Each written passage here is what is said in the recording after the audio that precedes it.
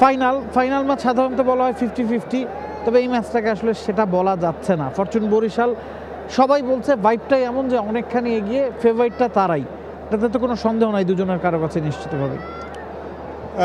বরিশাল দল হিসেবে pretty strong, definitely আমাদের বলতে হবে, বিকজ বরিশালে যদি ব্যাটিং দেখি খুব একটা দুর্বলতা নেই এবং সবাই ফর্মে আছেন, মানে একটা দলে একসাথে এত ইনফর্ম ব্যাটসম্যান সাধারণত হয় না, সবাই ফর্মে আছেন এবং skillful player, impactful player Barishal দল অনেক। বোলিংটাও তাদের রিসেন্টলি খুব স্ট্রং হয়ে গেছে। শুরুতে কিন্তু তারা একটু ব্যাটিং হেভি টিম নিয়ে খেলছিলেন, পরে দিয়ে বোলিংটাও স্ট্রং করেছেন এবং বোলিংটা স্ট্রং করতে যে তাদের ব্যাটিংটাও কিন্তু দুর্বল হয়নি। যদি আমরা টিম কম্প্যারিজন করি, বরিশাল ইজ মোর ব্যালেন্স এবং পুরো টুর্নামেন্টে কিন্তু বরিশাল খুব ভালো ফর্মেও আছে। বরিশালকে হারাতে হলে আসলে চিটাগাংকে অনেক অনেক ভালো কিছু করতে হবে। চিটাগাং যদি টিমটার দিকে আমরা তাকিয়ে দেখি, দলটা কিন্তু অন অ্যান্ড অফ খেলেছে।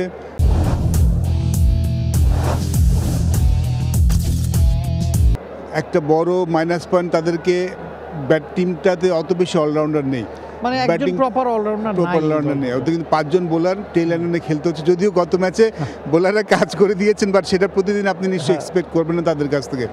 ব্যাটিং ফেল করলে কিন্তু চিটাগাং টপ অর্ডার রান না করলে চিটাগাংয়ের জন্য কিন্তু একটা বড় সমস্যা এবং তাদের টপ অর্ডার যে খুব বেশি ফর্মে আছে সেটা কিন্তু বলা যাবে না, অনেক ফর্মে আছেন।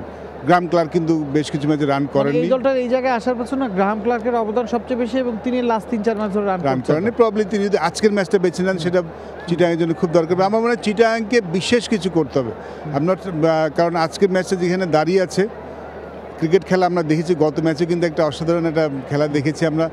এমন নয় যে ভালো টিম হারবে না, মানে কম্প্যারিজন যে টিমটি পিছিয়ে থাকবে সে জিতবে না এমন কিছু মনে হয় না।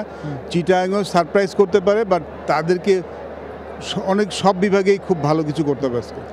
হানান ভাই, চাপটার কথা যদি বলা, ফাইনাল ম্যাচে নার্ভ ধরে রাখা one of the most crucial thing, এবং ওই জায়গায় চাপটা কি পুরোপুরি বরিশালের উপর থাকবে বলে মনে করেন কিনা? কারণ যেদিন ড্রাফট শেষ হয়েছে, যেদিন লোকাল ক্রিকেটারের সাথে বিদেশি ক্রিকেটারের মোটামুটি একটা ধারণা পাওয়া গেছে, সেদিন থেকে বরিশাল এই টুর্নামেন্টের ফেভারিট।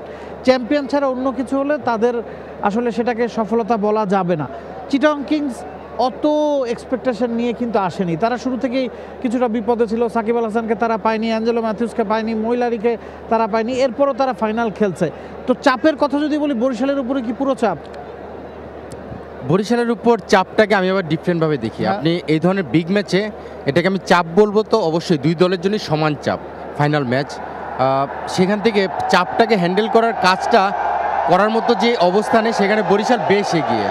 কারণ আপনি যদি দেখেন, মাহমুদুল্লাহ, মুশফিক, তামিম রয়েছে, তার সঙ্গে আপনি নবী থেকে শুরু করে যারাই রয়েছে বিদেশি প্লেয়ার, কিছু প্রমিজিং প্লেয়ার রয়েছে, তৌহিদের কথা বলতে পারি, রিশাদ বলতে পারি। বাট আপনি দেখবেন যে তাদের ওই চাপ নেওয়ার যে অ্যাবিলিটিটা অন্য বাংলাদেশের যে কোনো প্লেয়ারের চেয়ে বেশ এগিয়ে। গত বছরও আমরা বরিশালকে দেখেছি কীভাবে চাপে থেকে তাদের এক্সপিরিয়েন্স দিয়ে তারা স্টেপ বাই স্টেপ এসে কিন্তু চ্যাম্পিয়ন হয়েছে। তো চাপ দুই দলেরই সমান থাকে আসলে। বেশি চাপ কম চাপ আমি বলবো না, কারণ টি-20 ক্রিকেটে আপনি কখনো কাউকে কম চাপ বেশি চাপ বলতে পারবেন না, অন্তত এই ধরনের ম্যাচে যেখানে আপনার টুর্নামেন্ট নির্ধারণী ম্যাচ ডিসাইডিং। সো সেই জায়গাতে আমার মনে হয় যে চাপটা রয়েছে বরিশালের। আপনি যদি বলেন সেই চাপটা হ্যান্ডেল করে অভ্যস্ত হয়ে গেছে, মানে যেই তিনজনের নাম বললাম, তামিম, মুশফিক, রিয়াদ, এরা আসলে চাপ কি সেটা এখন আর চিন্তাই করে না। আপনি 20 বছর খেলার পরে, বাংলাদেশ টিমে এতদিন খেলার পরে, চ্যাম্পিয়ন টিমে এতদিন খেলার পরে আপনি আসলে সেটাকে চাপ মনে করবেন না, একটা ম্যাচ হিসেবেই চিন্তা করে। তো আমার মনে হয় যে এটাকে আসলে চাপ না, আমি মনে করি যে তারা সেই জায়গায় বেশ এগিয়ে, বিকজ অফ তারা এই ধরনের ম্যাচ রেগুলার খেলতে খেলতে অভ্যাসে পরিণত করেছে। বাংলাদেশ প্রিমিয়ার লিগ 2025, 7টি দলের জমজমাট লড়াইয়ের মাধ্যমে পুরো দেশ দেখতে চোখ রাখুন টি স্পোর্টস নেটওয়ার্কে। For more updates, subscribe to our YouTube channel and click on the bell icon. Follow us on Facebook and Instagram. Download T-Sports app to enjoy exciting games and highlights. Visit tsports.com.